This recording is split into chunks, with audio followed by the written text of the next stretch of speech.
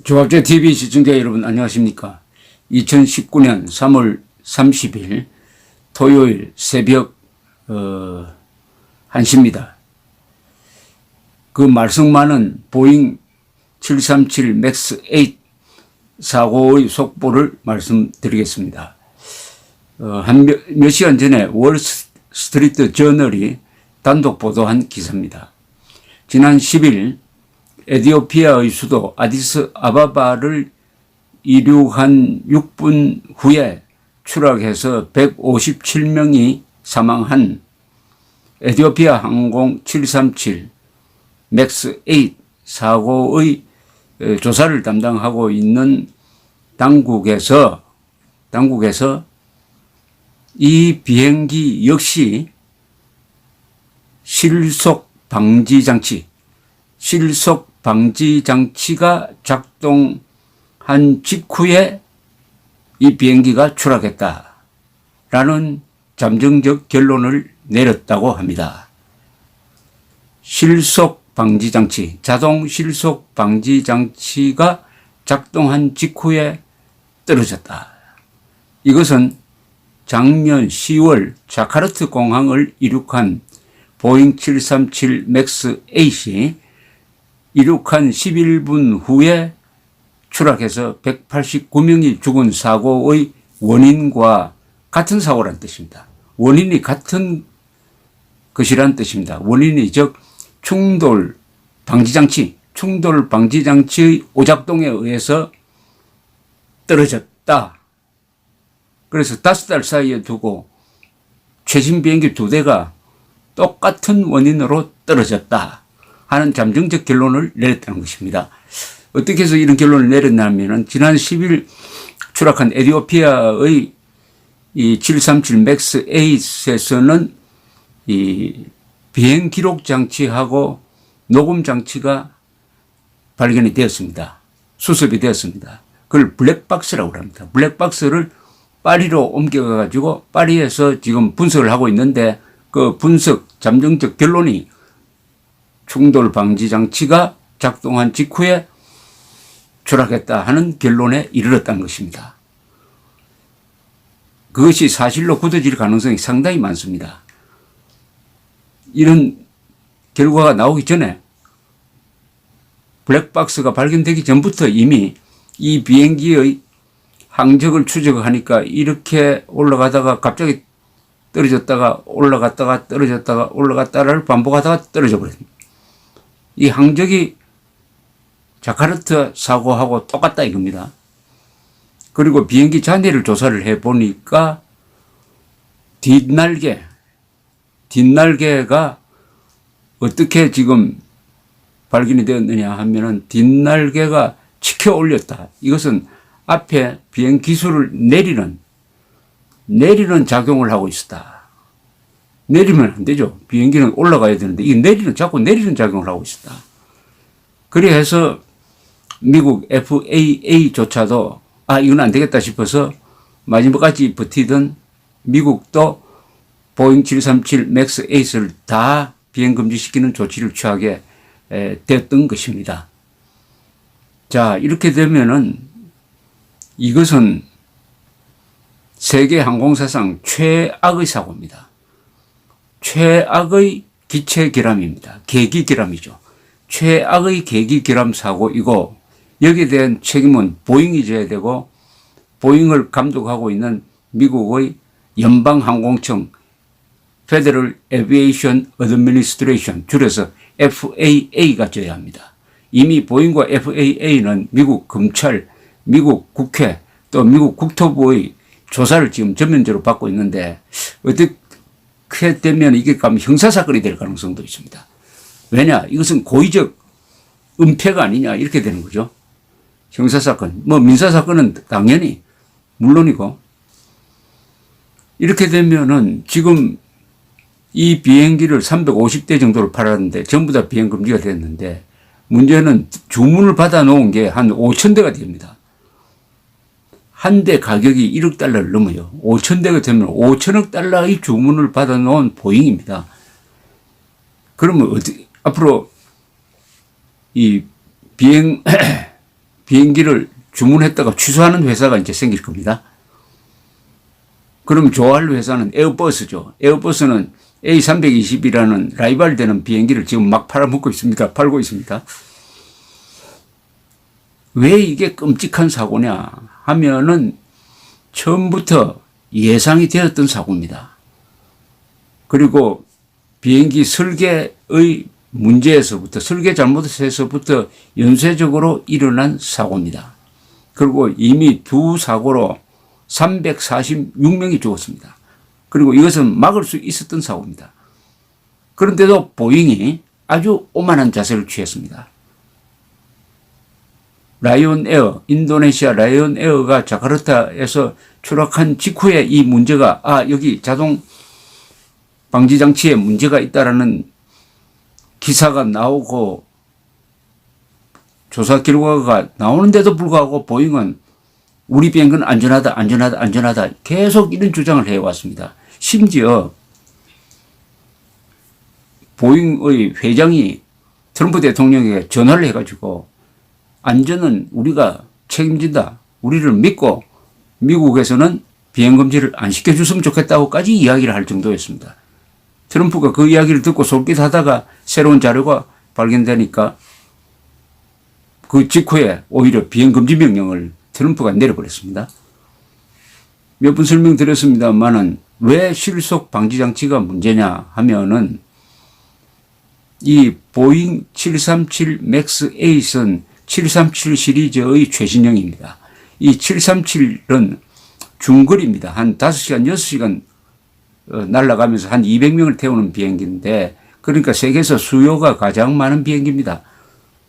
만 대를 팔았습니다. 만 대를. 베스트셀러입니다. 보잉을 먹여 살리고 있는 기종입니다. 보잉이 원래 작년에 장사를 잘 해가지고 매출액이 1,000억 달러 넘고요. 순수익이 한 100억 달러를 넘는 아주 성공한 그 보잉의 성공을 뒷받침한 게 보잉 737인데 이번에 최신형이 지금 말썽을 부리고 있습니다. 이 최신형이 왜 개발이 되었느냐 하면은 라이벌인 에어버스가 A320이라는 이 연비가 아주 좋은 기름 적게 들이면서 길게 날 수 있는 이런 비행기를 만드니까 거기에 대항하기 위해서 급히 만든 것이 보잉 737 맥스 8입니다. 맥스 8인데 이 연비를 좋게 하기 위해서 기존의 엔진을 새로운 엔진으로 교체를 했습니다. 조금 무거운 엔진이에요. 그러니까 비행기에다가 이 엔진을 다니까 비행기의 균형이 맞지 않게 되었습니다. 무거운 엔진을 다니까 비행기가 가만히 두면 계속 들려요, 이렇게. 이게 상당히 위험합니다. 왜냐하면 비행기는, 여객기는 이렇게 날아가야 되는데, 기울어지면은 실속을 합니다. 기울어지면 실속을 해요.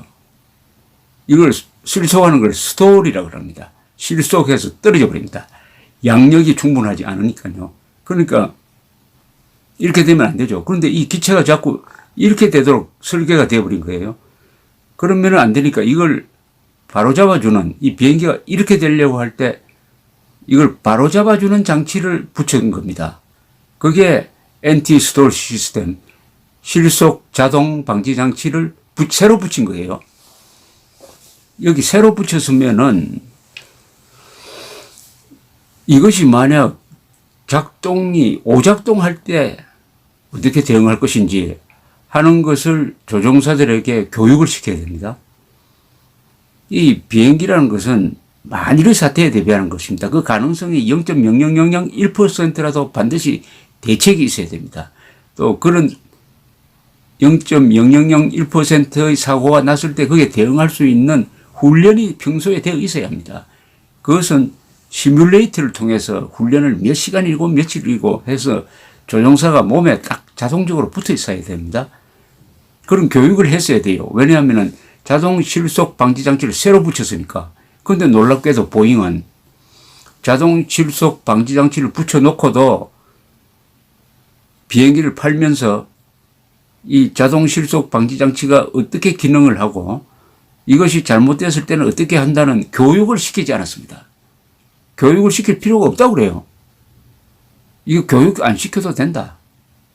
과거에 했던 방식으로 하면 된다. 이렇게 얼렁뚱땅 넘어가 버렸습니다. 그렇게 하는 것을 관리 감독을 해야 될 FAA가 인정을 했어요. 그렇게 하라고.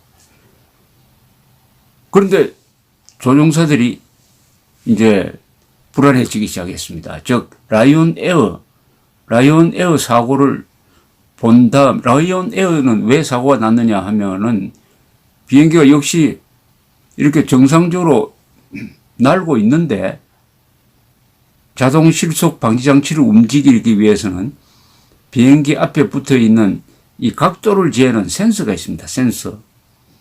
이렇게 정상적으로 날고 있는데 이 센서가 이렇게 비행기 기수가 들린 것처럼 잘못된 정보를 자동 실속 방지 장치로 주는 거예요. 이게 센서가 오작동을 합니다. 이렇게 한 20, 30도 들린 것처럼 자동 실속 방지 장치에 신호가 들어가니까 자동적으로 자꾸 이걸 내리는 겁니다. 즉 비행기는 이렇게 정상적으로 날고 있는데 이렇게 된 줄 알고 계속 자동 실속 방지 장치가 내리는 거예요. 조종사가 안간힘을 설레서 들어 올리면은 또 내리는 거예요.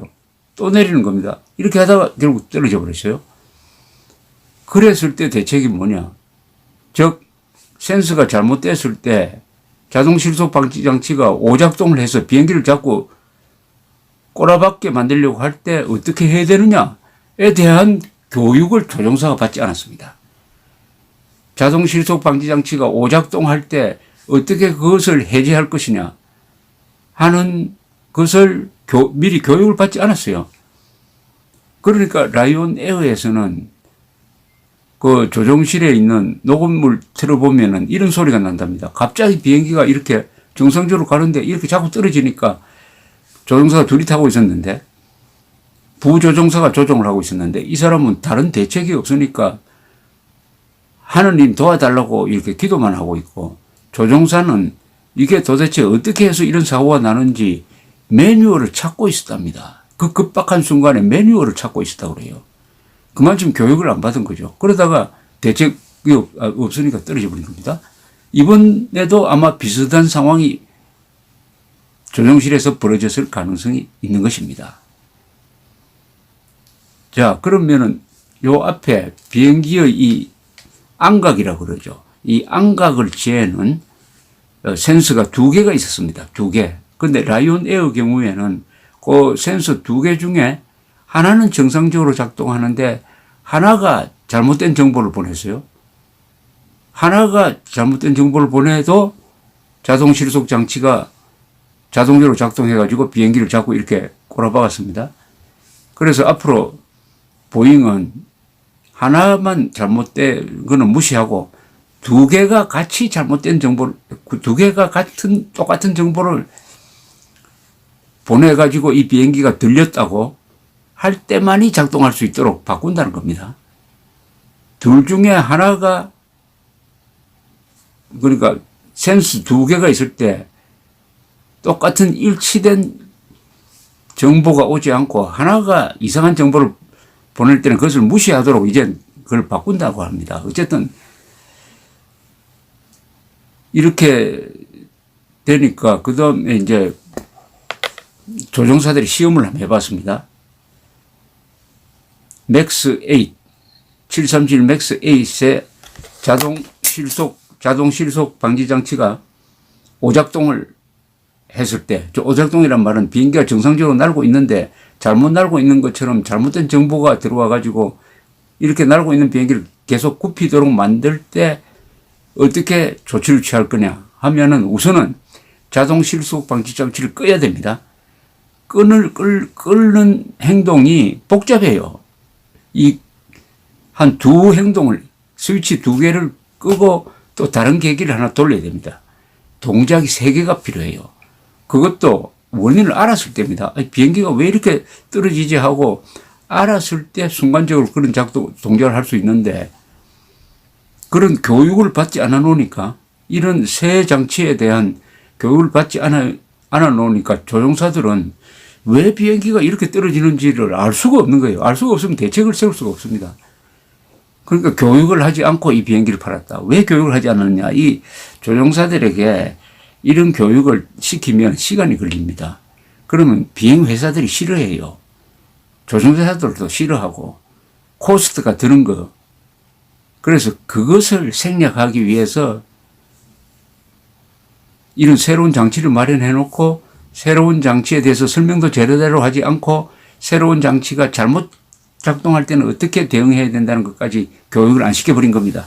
어떻게 이렇게 가능했느냐 하는 게 참 아주 통탄할 일이죠. 미국도 역시 이게 정경유착이 있구나.